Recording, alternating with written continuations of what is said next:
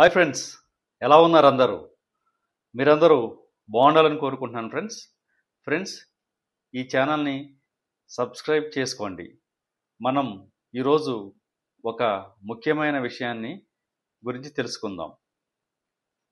భారతదేశం యొక్క మహిళల క్రికెట్ టీం 2025 ప్రపంచ ఛాంపియన్గా నిలిచిందనమాట. ఇది ఇలా నిలవడానికి దీని వెనకాల ఎంతో కృషి ఉందన్నమాట. ఈ భారత మహిళల క్రికెట్ టీం మరియు అంతర్జాతీయ విమెన్స్ క్రికెట్ కౌన్సిల్ ఎప్పుడు ఏర్పడ్డాయో ఇప్పుడు తెలుసుకుందాం. 1973 సంవత్సరంలో ఇంటర్నేషనల్ విమెన్స్ క్రికెట్ కౌన్సిల్ను ఏర్పాటు చేశారు.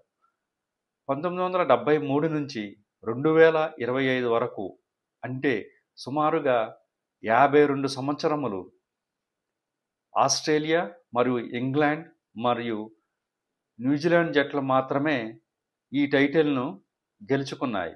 మరి ఏ ఇతర దేశాలు కూడా ఈ టైటిల్ను ఇంతవరకు గెలుచుకోలేకపోయాయి.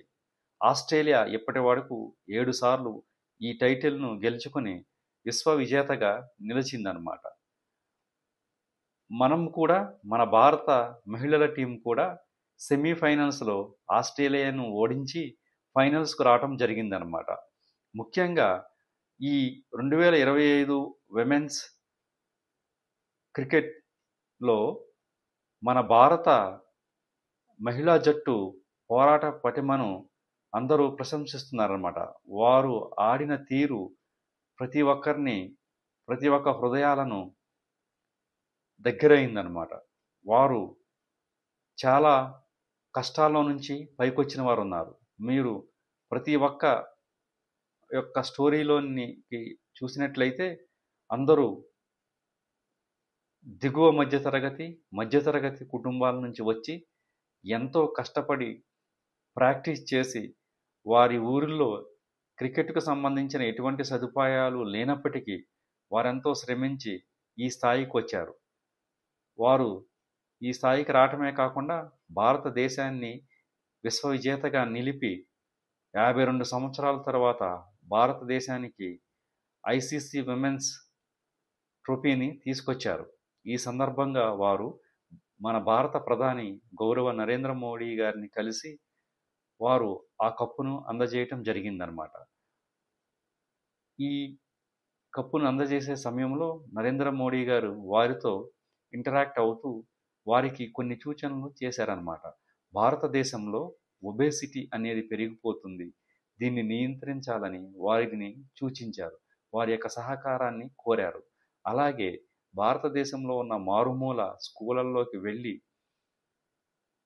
మీరు కనీసం సంవత్సరంలో కొన్ని రోజులైనా వారితో కలిసి మరింత మందిని క్రికెటర్స్గా తయారు చేయాలని వారు సూచించారు. తరువాత వీరంతా కలిసి రాష్ట్రపతి గారిని కూడా కలవటం జరిగింది. వారు కూడా వీరి యొక్క విజయాన్ని ప్రశంసించి వారిని మెచ్చుకోవడం జరిగింది.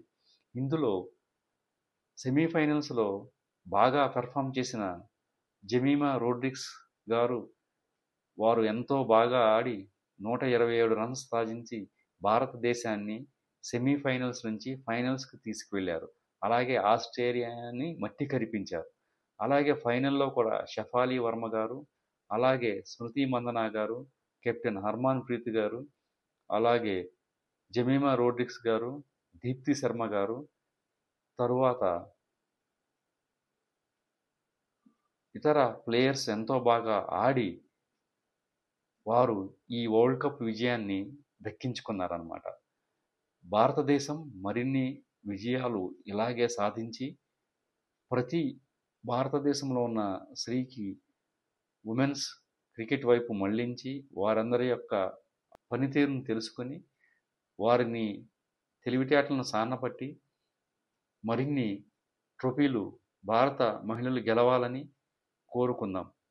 ఫ్రెండ్స్, ఈ ఛానల్ని లైక్ చేయండి, షేర్ చేయండి. ధన్యవాదాలు.